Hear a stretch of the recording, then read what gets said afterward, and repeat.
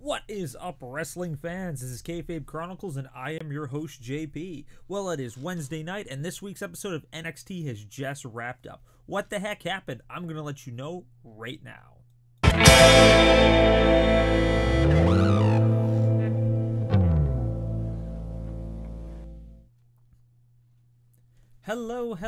Hello, and welcome to the live stream. This is Kayfabe Chronicles, and I am your host, JP. If this is your first time here, please stick around for a little while. Partake in the chat room to the left-hand side of the screen. If you like what you see, make sure to crush like, hit subscribe, and click the bell notification for whenever we go live. We go live every single Sunday night at 8 p.m. Central Time, except for pay-per-view nights, where we will always go on after the event. And of course, we go live every single Wednesday night, i.e. right now, right after NXT, to discuss the NXT taping that has just happened. And of course, every so often we'll throw in some other little random tidbit videos and all that good stuff. And also, if you guys haven't done so already, make sure to check out that Facebook page and check out our Twitter account. Alright, NXT. A lot of great stuff happening in this week's episode, so let's just jump right into the skibbies. So we open up with Dominik Dijakovic taking on Shane Thorne. Cool. Big fan of both these guys. Two big dudes, work really well in the ring. Of course, Shane Thorne used to be part of TM61, then eventually became the Mighty, and then Nick Miller asked for his release to go back to Australia. So Shane Thorne's been just kind of doing his own single thing so far. Had a pretty decent showing in the Worlds Collide tournament. He was ousted in the first round, but he makes for good TV. I like his character, like his shtick.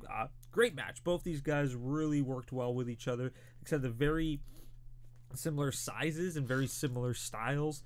But yeah, Shane Thorne managed to weaken down Dominik's arm for a good portion of the match. Worked it pretty well. Say that's how you beat the big man. You just pick a spot and just keep going with it. Keep going. Unfortunately, wasn't able to do it. Dijakovic managed to get a lot of power in there. Had a phenomenal corkscrew plunge off the top rope. Phenomenal spot. Like I said, I didn't see that coming from a guy of his size. Hits that, throws Thorne back in the ring, hits the Feast Your Eyes, which is essentially the go to sleep, but with a harder knee strike to the face. And it's over. So Dominik Dijakovic beats Shane Thorne easily enough. Great match. Good way to open up the show, in my opinion. 2 thumbs way up. Immediately after that, we had a Undisputed Era promo. Same promo they've been kind of running every week. You know, by the end of 2019, we're going to be wearing all the gold. We're going to have all the gold. But yet I don't see it. You guys keep losing every single week, but I like what they're doing. I just love that. You know, I would love to see all 4 of them have gold by the end of the year, but who knows? But yeah, it's mostly setting up the match later tonight between Adam Cole and Ricochet, which we'll be closing the show with. But other than that, great stuff. Right after that, we had a recap of the previous week's main event of the Sky Pirates and Bianca Belair taking on 3 of the 4 Horsewomen. If you guys didn't see that, pretty decent match. It ended where Bianca Belair pretty much decimated Shayna Baszler, and before she could get the pinfall, Io managed to tag herself in, hit the moonsault, and take the win. So they cut to the post-match interview backstage with Io Shirai saying, like, Shayna Baszler, I have beaten you, so I want to challenge for the NXT Women's Championship. Bianca Belair came in and said, none of that, girl. She said, I flat out beat the crap out of Shayna Baszler, and you came in and took my glory. So I'm looking forward to seeing where that's going to go. I think that's going to be great. A lot of women appear on this week, and we'll get to that later. It was nice to see a different change in regards to the women's division on NXT, but yeah, we'll talk about that next. Right after that, we got a tag team match. We got Humberto Carrillo, 205 guy. Another phenomenal showing in the Worlds Collide tournament. Very agile, lucha style. Love everything this guy's doing. Teaming up with a debuting Stacy Irvin Jr., former gymnast who signed on to the Performance Center. So this is the first time we're getting to see him. I've watched his journey on social media, seen some of his Performance Center stuff, seen some of his house show stuff. Only thing I was thinking, though, needs a different look. Like, he looks too much like Carlito, in my opinion. I get that he has the afro, but I do like that they gave him, like, disco bell bottoms and stuff like that, so maybe he's gonna have, like, a disco character. It doesn't matter, though, because, dude, he stole the show, but we'll talk about that in a couple minutes. Humberto and Montez Ford just trading flips with one another the entire time. Both of them are just flipping back and forth, flipping back and forth.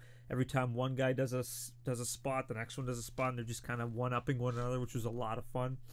Stacey Irvin finally gets into the ring. Huge pop. Said it's his TV debut. He probably had a lot of friends and family there in the crowd, but yeah, he got tons of applause. Moves very well. He has a really good look. Decent muscular build for sure. But the thing that stole the show for me was that tsunami salt that he did, which is essentially a really high vertical moonsault where you like jump and then you kind of like stay vertical for a couple seconds and then you fall down. S.A. Rios used to do that back in the day. That was kind of his move, but really great. Like I said, hit it. Unfortunately, he did not get the pinfall. He was eventually hit by the top rope blockbuster by the Street Profits, and the Street Profits get the win. But huge debut for Stacey Irvin Jr. Awesome. Loved it. Gave a big shout out to him on Twitter. He responded back, so that was kind of cool. Yeah, I'm looking forward to seeing where his career takes him. But yeah, so that was his first match. Great pop, great in-ring stuff. It's very similar to Eric Bugenhagen last week. Woo! Looking forward to just seeing all the new NXT guys for sure. Great thing. As soon as the match was done, Street Profits come out, call out the War Raiders, saying like we want a tag team title shot, which was great. But then of course right after that, the European Union, so Fabian Eichner and Marcel Bartel come out, flipping over my notes. They say no, you guys don't. You guys get to the back of the line. Right after that, Danny Burch and Oney Lorcan come out, and they all kind of just start arguing in the ring. And then all of a sudden, War Raiders come out and say, if you guys want to fight, bring it on. While they're making their way to the ring to clean house, they're jumped from behind by the Undisputed Era. Big clearing, everybody, all the tag teams are just fighting one another. War Raiders stand dominant, clear everybody out of the ring, and they stand proud in the ring. Only thing I didn't notice that the Forgotten Sons were not in there at all. Like, so they're a tag team. Perhaps they were forgotten. Yeah, it's a really bad pun. But yeah, it was weird to see like all the tag teams from NXT except for the Forgotten Sons. Maybe they were busy that day. Who knows? But it was a little weird that they weren't in there. Maybe they missed the call. But yeah, it was cool to see all the tag teams. I like the fact that we're not certain who the next challengers are going to be. Like, everyone's just automatically assuming it's going to be Undisputed Era. But remember, there's a lot of different tag teams out there on NXT. So I'm glad that everybody kind of had their moment to shine in regards to that. Great segment. Right after that, we have a women's match. It's Tainara Conti. Haven't seen her for a while, taking on Aaliyah. Like, Aaliyah has been off TV for quite some time. To be honest, I didn't even know she was still employed, so good for her. Great. Like, I like Aaliyah. I think Aaliyah is awesome. It's just she just hasn't gotten a lot of TV time. Decent match. Nothing too crazy. Pretty back and forth. Pretty simple. Tainara doing a lot of her judo throws and her submission locks. Aaliyah doing just like her striking and her just kicks. Vanessa Bourne comes down, kind of stands at ringside. We're like, okay, you know, what's going on here? Eventually we figure it out. She distracts Tainara Conti, and Aaliyah locks Tainara up in her head scissors and just starts beating the living crap out of her. Tainara has no choice but to tap out. So Aaliyah wins this match. Vanessa Bourne comes into the ring. They shake hands and they start celebrating. Boom! Shayna Baszler's music hits. Aaliyah and Vanessa Bourne don't want none of that, so they leave the ring and just kind of let Shayna Baszler stand there. But Marina Shafir and Jessamine Duke jump Aaliyah and Vanessa Bourne from behind, throw them into the ring. They get the crap beaten out of them for a little while, and then Shayna just flat out just decimates Tainara Conti, and then grabs the microphone and says, just flat out calls out the women's locker room, saying that she's the champion and she's putting them all on notice. So great stuff. I love where the women's division's going. Love Shayna Baszler. Love everything. Love everything. Great segment for sure. Immediately after that, we got Velveteen Dream cutting yet another great video package promo in regards to his match next week against Johnny Gargano for the North American title. It's going to be really good to look forward to that. And we close the show off with this week's main event of Ricochet taking on Adam Cole. Crowd's hot for both guys. Like I said, Adam Cole's beyond over. Ricochet's beyond over. Both these guys chant start. The "This is awesome" chant start. Fight forever chant start. Ricochet kind of blows his leg out during the match. Really sells it very well. Every single time he's trying to do a move that requires any weight on that leg, he really exemplifies that he can't do the move properly. Even when he tries to do one of his flips, he has to adjust his body, and therefore he doesn't get all of it from the top rope. Match ends when Ricochet manages to just hit Adam Cole with everything. Kicks him in the head, axe kicks him in the head, hits him with like a Northern Lights suplex, then a German suplex, and then just every single possible move of offense. Ricochet hits it at the end, gets the 1-2-3, so Ricochet is the winner.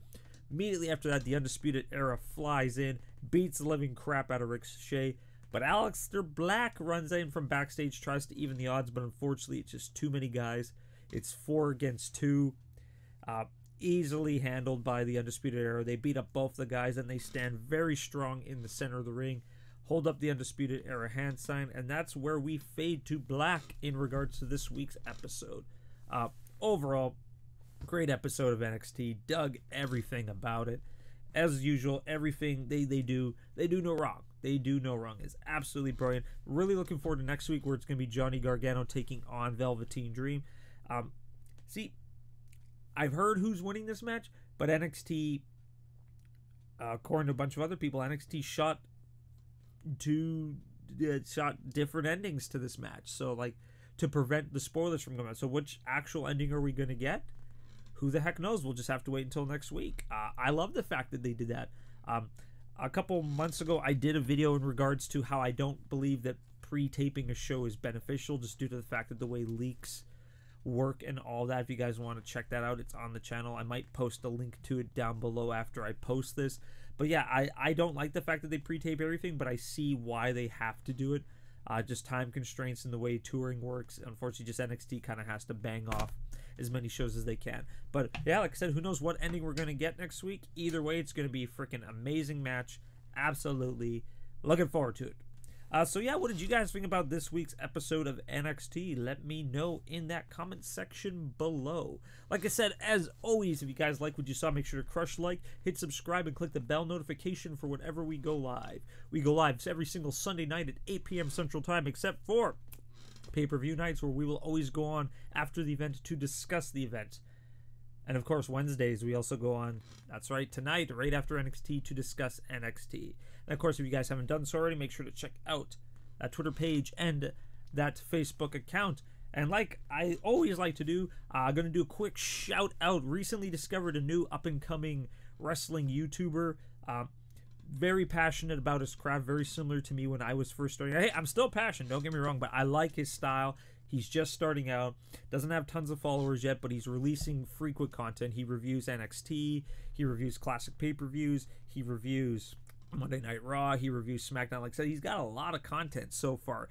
He's got a little bit over 20 subscribers, so if you guys want to check him out, I have his link in the description below, and I'm also going to post the little clicky button as soon as I'm done uploading this video. But check him out, Fighting With My Friends.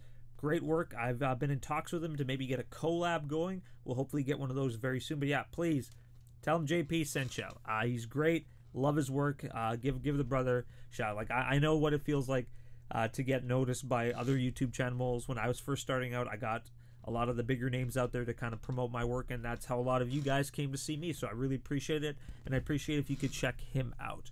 All right, as always, this is JP from Kayfabe Chronicles, and I will see you guys next time.